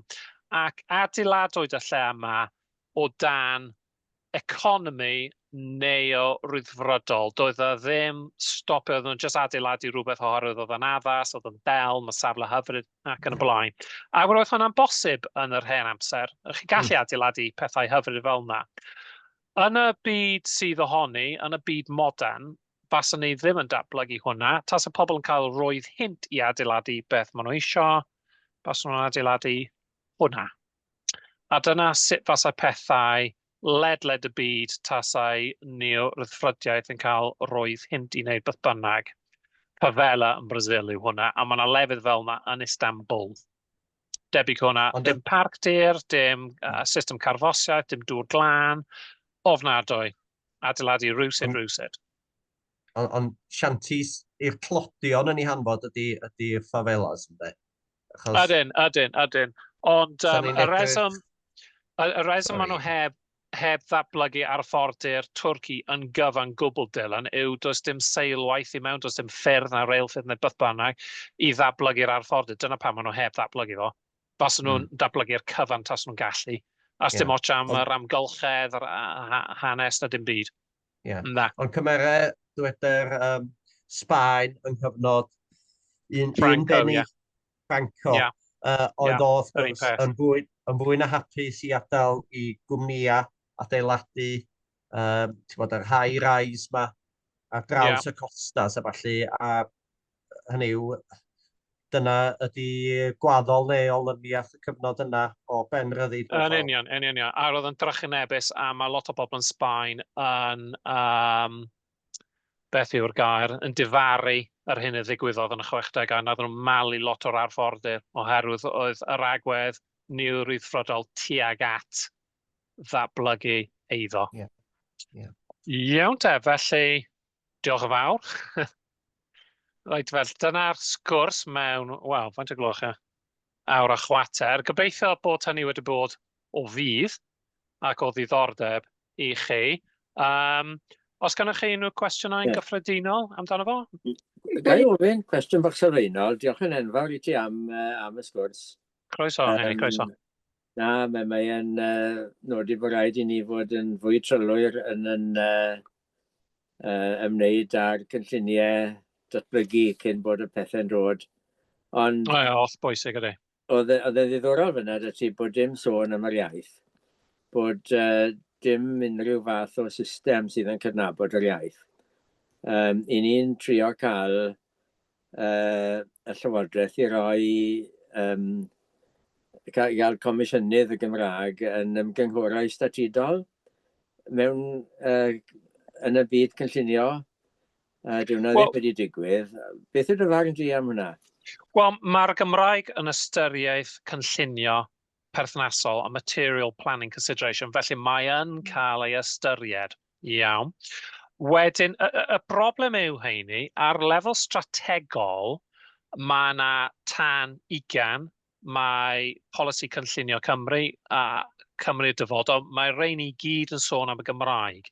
A wedyn, mae'n bosib cyfeirio at rheini wrth trafod ceisiadau cynllunio rhywbeth yn mawr yn dod i mewn. Y broblem mar ni yw nid rheini gymaint, ond y datblygiadau bach, ledled y sir, y newid ffermydd, y newid ysguboriau a pethau fel yna. Dwi wedi gwrthod, dwi ddim wedi sôn am hyn o gwbl, ond mae yna ddatblygiad posib o'r enw datblygiad un blaned, One Planet Development, lle chi'n gallu byw a dan bach o dir ac yn hunan gynhaliol, a ni wedi cael lot o geisiadau am reini dros y blynyddoedd, ac maen nhw'n tueddu bod am rhyw reswm yng ngogledd y sir. A nes i gwrthod un, ac oedd yna sawl reswm dros wrthod y peth, a un o'r resymau oedd diffyg sôn am y Gymraeg. A pan oedd y peth i randawiad y pêl, dyma fi'n codi'r peth, ac y ffaith bod nhw hyd yn oed ddim wedi ystyried y Gymraeg yn warthus, ynddo? Ond oedd hwnna'n eithriad. Os mae rhywun eisiau newid ysgubori mewn i does dim lot yn ei gallu wneud o ran y Gymraeg. Mae'n rwystredigaeth, ac dwi'n gwylio teledu Gwyddelig fan hyn yn Wyddeleg, ac bob hyn a hyn, mae yna ddatblygiadau yn Iwerddon, lle maen nhw'n dweud maen nhw'n gallu rhoi amodau ar caniatâd cynllunio, lle mae rhaid i chi siarad Wyddeleg mwyn cael byw yn y tŷ yna. Ond y cwestiwn yw, mae'n debyg iawn i tai fforddadwy. Os na neb yn dod i'r amlwg, wedyn mae'n mynd i fewn i y pobl sy'n ar restr aros. Os neb yn dod ymlaen, wedyn mae'n mynd ar restr arall ac yn y blaen. Ond sut mae rhywun yn gorfodi rhywun? Sut mae rhywun yn plismona oeddi rhywun yn siarad Gymraeg neu Gwyddeleg yn y tŷ dan sylw? Mae'n pwnc anodd tu hwnt, a dwi ddim yn gwybod beth yw'r ateb. Os ganddyn nhw blant, enghraifft, mi feda'r y ffaith bod nhw'n mynd i ysgol Wyddeleg neu ysgol Gymraeg fod yn dyfodi hynny. Achos y gwir amdani, mewn ardaloedd geltach yn unig fydda polisi fel hyn ar waith ac nid ar draws Iwerddon gyfa, dwi'n cymryd, Ceri? Ie, mi roedd yr ardal ar y newyddion yn ardal geiltacht oedd.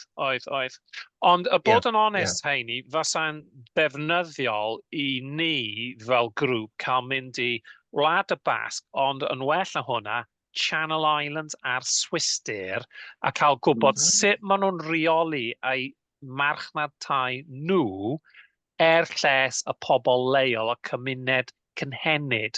Oherwydd am o'n ni, beth sydd gennych chi yn y Channel Islands ydy 2 farchnad. Ynde, marchnad agored, a wedyn marchnad gaeedig ar gyfer pobl leol. A dyna beth sy'n eisiau, oherwydd yn anffodus yn economaidd, dyn ni Cymru Cymraeg yn aml iawn ddim yn gallu cystadlu efo pobl eraill. Just enghraifft, anecdotaidd, ond pan nes i werthu yng ngatre un refach fel Indra, ges i restr o pobl oedd wedi dod draw i weld y tŷ. Wel, heb sôn am y Gymraeg, oedd neb o Gymru fan'na, oedd y gyd o Southampton, Nottingham, Liverpool, Llundain, lle fel yna, oedd yn just yn rhyfedd. Dwi'n gwybod yn y system. Sori, hynny. Rhaid chi. drwy flynedd yn ôl nes I studio bach o swister a baso nhw o ryw wel, na fe canran fach oedd o blaid yn y diwedd, ond fe baso nhw bod rhaid I 20%, nid dim mwy nag 20% o dau unrhyw ardal benodol fod y meddiant pobl nad oedd yn lleol. Oedd yn anodd iddyn nhw newid hwnna mewn ardaloedd twristedd lle mae hwnna'n eisoes yn bod, ond gyda golwg at y dyfodol, o'n nhw'n bwriadu bod bobl leol y meddiant 80% o'r tai tende. Just to sôn am hwnna, beth sy'n gyda eto nes I ddim sôn, fydd nhw'n ormod I siarad amdano fo, ond tai fforddadwy. Okay. Tai fforddadwy ddim yn golygu tai ratach na farchnad agorad. Mae'n golygu tai fforddadwy ydy pobl sy'n restr aros sy'n efo Registered Social Landlord, RSL, megis ateb, tai Gorllewin Cymru ac yn y blaen. Chi ar restr aros, a wedyn mae ddatblygwr efo 102 yn gorfod neilltuo 20% o'r tai ar gyfer tai fforddadwy. A bod yn onest, dyna ffordd orau o ran sicrhau bod tai yn mynd I bobl leol. A dyn ni'n gweithredu hwnna lot. Just un peth, chi'n gwybod o'n i'n sôn am, eto nes I ddim sôn am hyn, ddim digon amser, a mae yna cytundeb gyfreithiol adran 116, section 106, okay? Ac diddorol iawn yng Nghonwy, dwi'n meddwl, naeth pobl yn dweud, beth sy'n digwydd, os oes gennych chi 102, mae rhaid I chi darparu safle bws, mae rhaid I chi darparu pres ar gyfer yr ysgol leol, ar gyfer y plant sy'n dod o'r datblygiad tai na, okay? A wedyn, mae yna ffyrdd o weithio allan faint o bres ac yn y blaen. Ond dyn ni wedi bod yn dipyn bach yn araf, gan gynnwys fi fy hunan, dylen ni fod wedi wneud, os mae pres yn dod I mewn ar gyfer trafnidiaeth tai fforddadwy, dylai pres mynd yn unswydd at mentrau iaith. Abergele oedd o. A wedyn, dwi'n meddwl dyna ffordd arbennig o gryfhau mentrau iaith efo math yno pres adran dim 16. Na chi. Hugh, sorry, question, Cwestiwn da fi nôl ar ddechrau'r cyflwyniad, Ceri. Wedwch chi byddu'r cynllun datblygu lleol, mae rhaid I awdurdodau lleol I osod ni le. I ba raddau gallith yr cynllun datblygu lleol fod yn anghyson a Cymru'r dyfodol?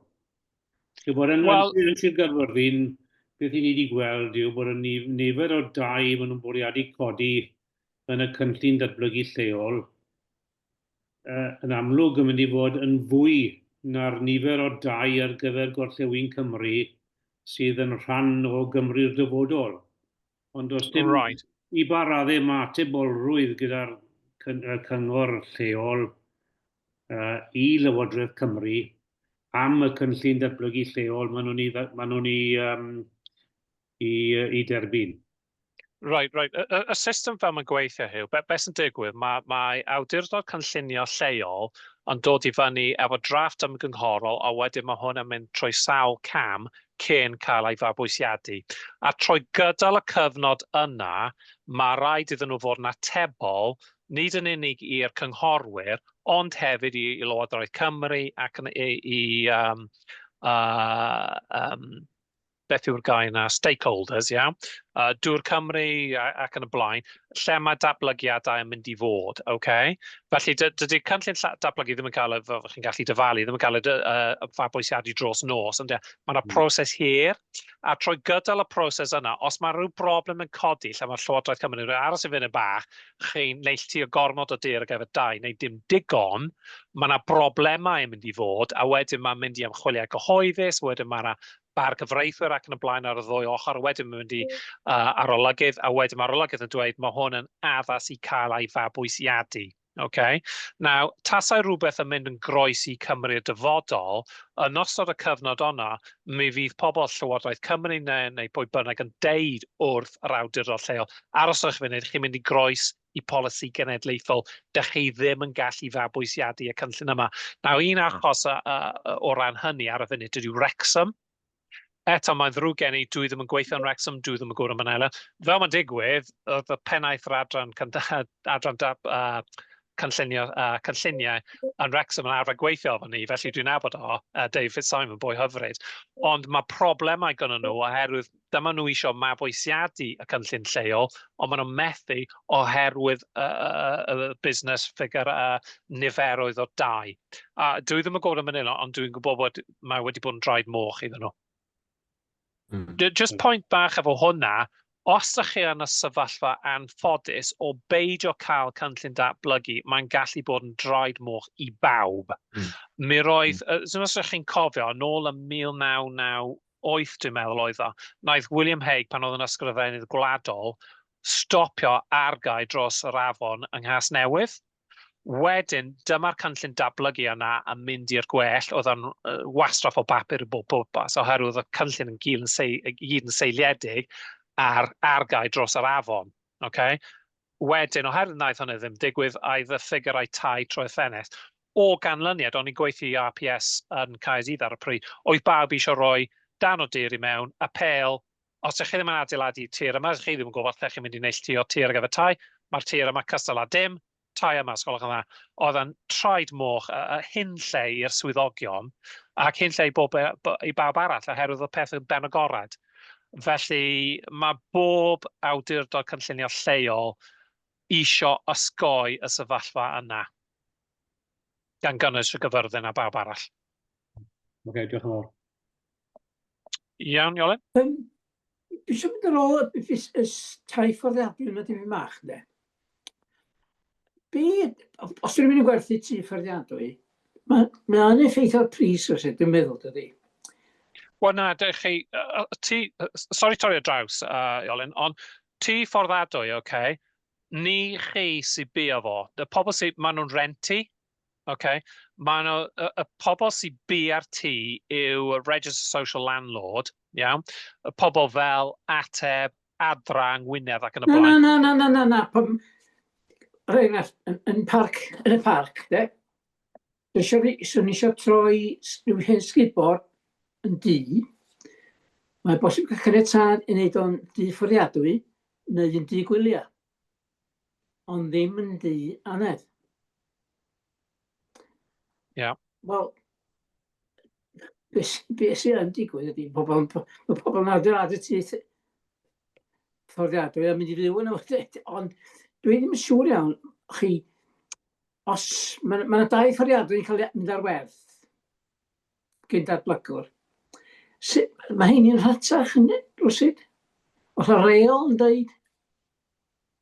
Iawn, y problem sy'n gen I, Olyn, yw mae bob awdurdod cynllunio, maen nhw fymryn bach yn wahanol i'w gilydd.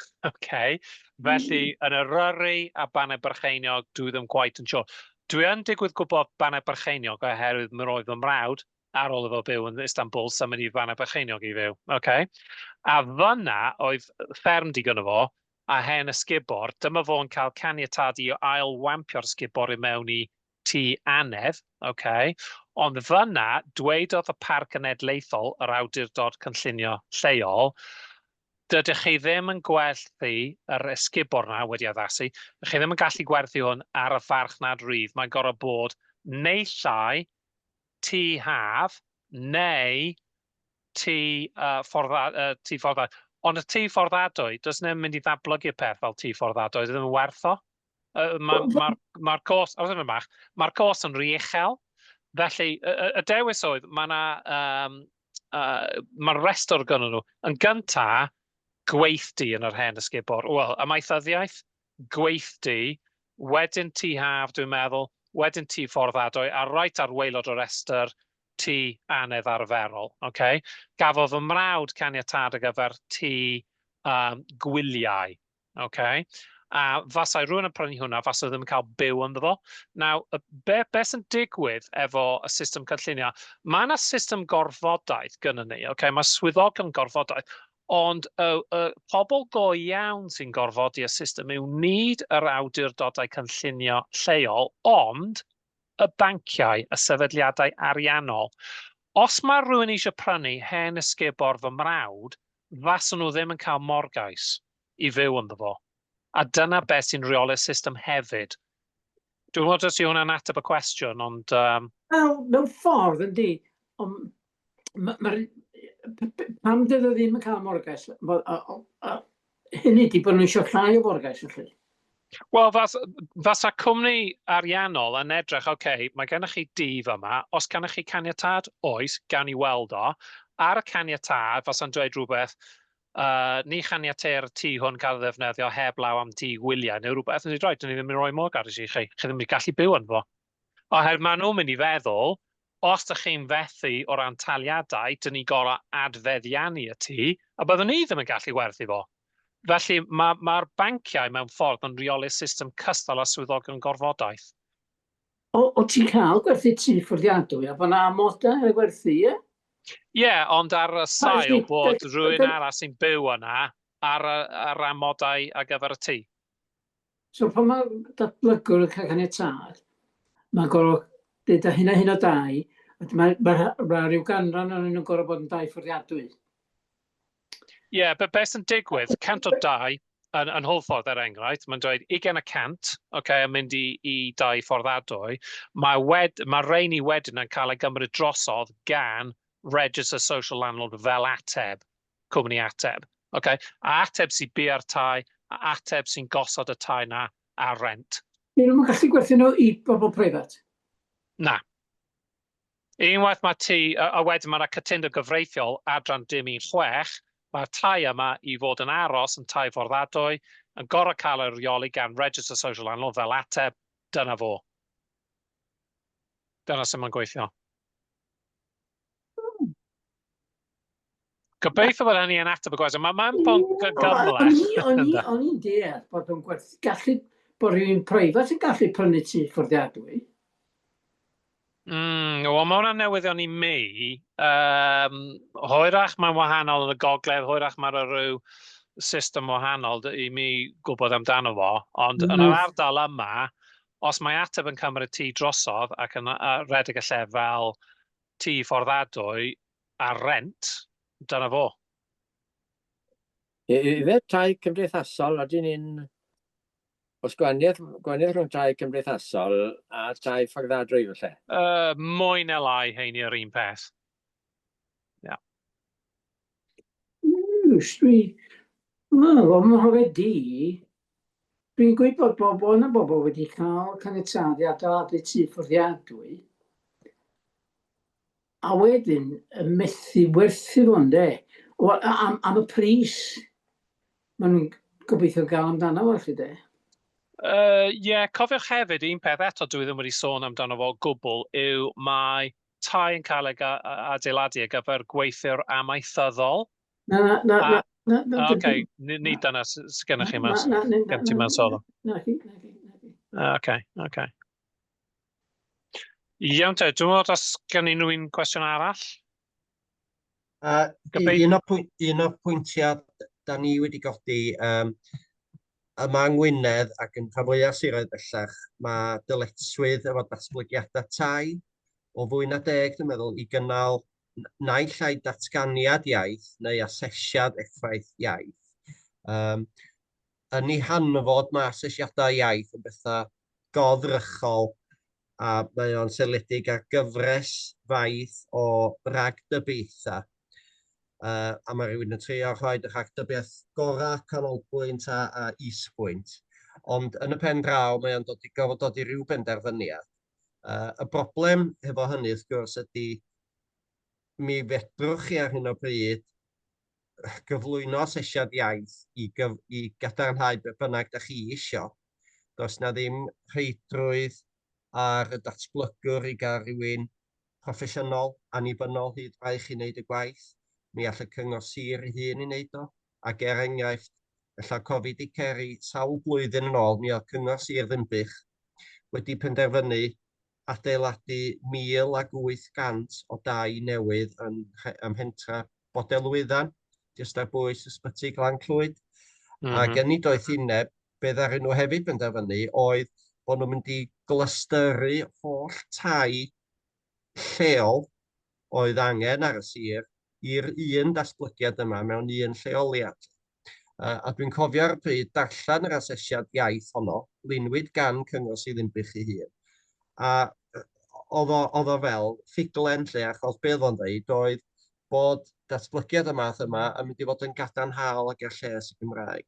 Mae hwnna i mi yn wendid difrifol yn y broses gynllunio, achos mae o, be ydi o'n y bon ydy, dydy o'n ddim byd mwy na proses gosmetic, ffenast siop o fynd trwy ryw un proses. Ond dwi'n meddwl, beth sy'n dod yn fwy a fwy amlwg i mi hefyd ydy, nid yn unig mae angen rhyw fath o asesiad di-ffiant sy'n dal dŵr ar y cychwyn, ond heb os mae angen asesiad effaith iaith 2 flynedd, 4 blynedd neu 6 blynedd lawr y lein, mwyn gweld be yn union ydy reality y sefyllfa honno. Achos os ydyn ni yn ceisio cynllunio i warchod y Gymraeg ac i'w hatgymnerthu hi yn yr ardaloedd yna mae rhaid wrth ddarlun gonest, go iawn o sefyllfa. A mi nes I waith ar ddatblygiad 12 tŷ fforddiadwy yn Botwnog ym Mhen Llŷn blynyddoedd yn ôl, ac un o'n prif argymhellion I bryd hynny oedd mae'n iawn cael asesiad iaith ar y cychwyn, ond mae angen un dilynol maes o law hefyd.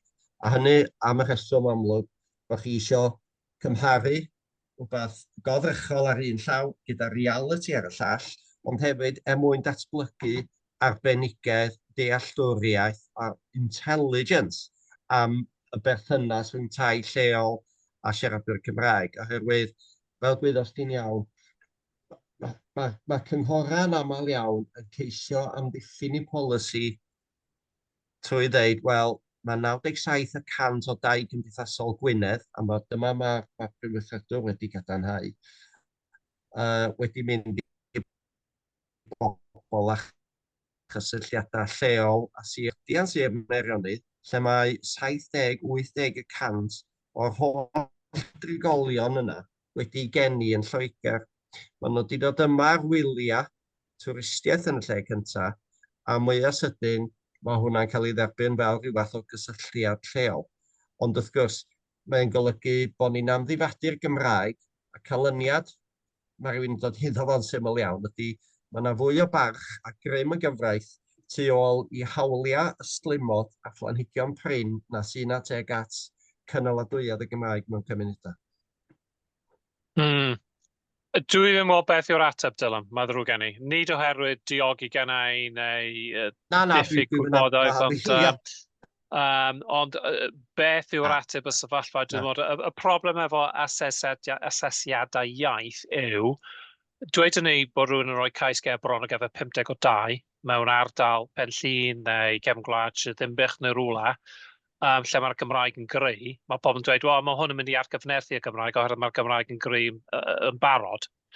Dweud ni bod yr un cwmni yn rhoi cais cynllunio gyfer 52 mewn ardal wan, megis dwrnyn Llanelli neu rwla fel yna.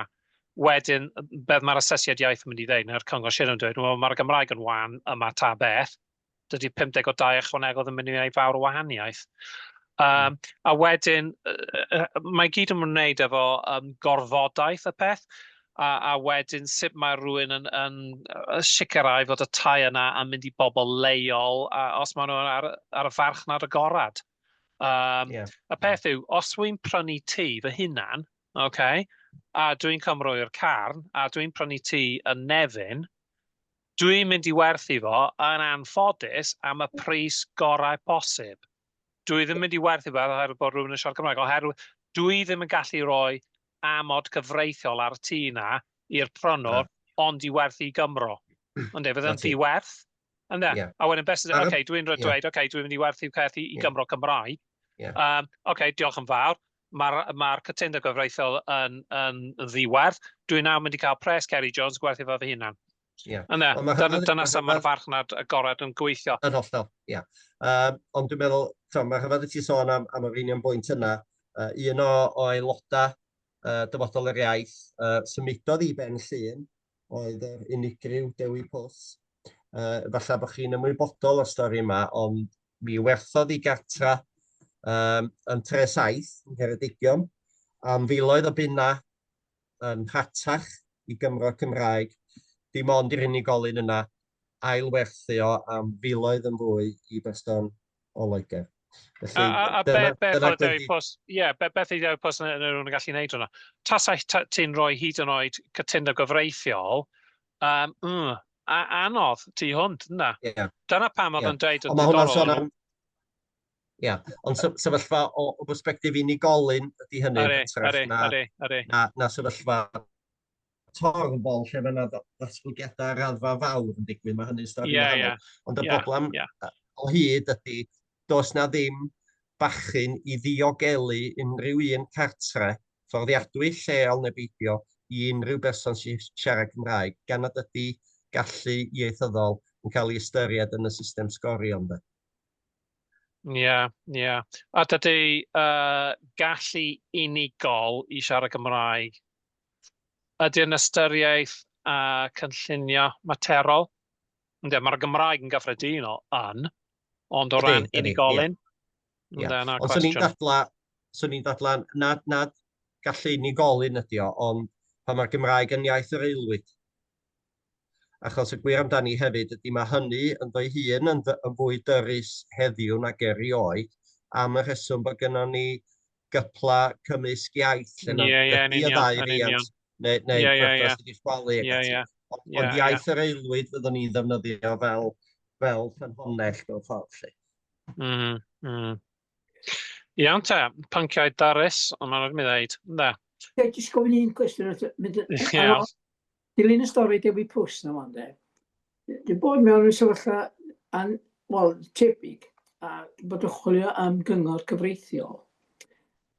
Mae'n bosib gwerthu, ond bod chi'n cadw'r amod os di rhywun yn prynu a wedyn gwerthu ar bris... Ble mae fi'n gwerthu ar 80 pris y farchnad. Dwi'n cadw 20% o pris y farchnad ar y tŷ yna. Os yw'r person sydd wedi brynu gyda fi yn werthu fo bris llawn, mae'n gorfod roed yr 20% yna i fi de. Dwi'n dall bod hynna'n holl o bosib. Mae'n bwnc cymleth, Owen, a dwi ddim yn gwybod yr ateb. Mae'n cyfreithiol yn y cynllunio di hwnna. Dwi ddim yn gwybod yr ateb. Dwi yn gwybod fod yn broblem. Does e ddim ateb hawdd i'r cwestiwn yma o gwbl, o bell ffordd, ynddo. Iawn te, wel diolch yn fawr am Hugh, mae wedi mynd yn anforus. Mae rhaid fi'n mynd yn mynd. Pawb yn gorffen nhw am siwr di. Os gai diolch yn fawr iawn i ti, Ceri, yn y lle cyntaf am alw i'n stondin ni a faes Eisteddfod ac am gasgwrs efo Rob, sydd efallai bod ti'n ymwybodol yn frawd i heini. Mae cyfraniad, dyfodol y Gymraeg a lot i ddiolch i deulu Griffiths heb os am hynny. Ond dwi'n hynod ddiolchgar i ti am wirfoddoli i gynnig y cyflwyniad yma i ni. Ac unwaith y gai y recordiad gyn ti, mi rawn ni o ar yn gwefan ac ar yn sianel YouTube hefyd. Felly, i mi, mae bendant wedi bod yn ddiddorol ac yn esbonio y darlun ehangach lle rydyn ni wedyn ceisio gweithredu ar feysydd mwy penodol. Felly, dwi'n hynod ddiolchgar i ti am roed amser yn efo. Iawn, diolch yn fawr pawb. Dwi wedi blino, dwi'n mynd i cael diod bach, dwi'n meddwl. Diolch yn fawr. Diolch yn fawr iawn. Hwyl fawr.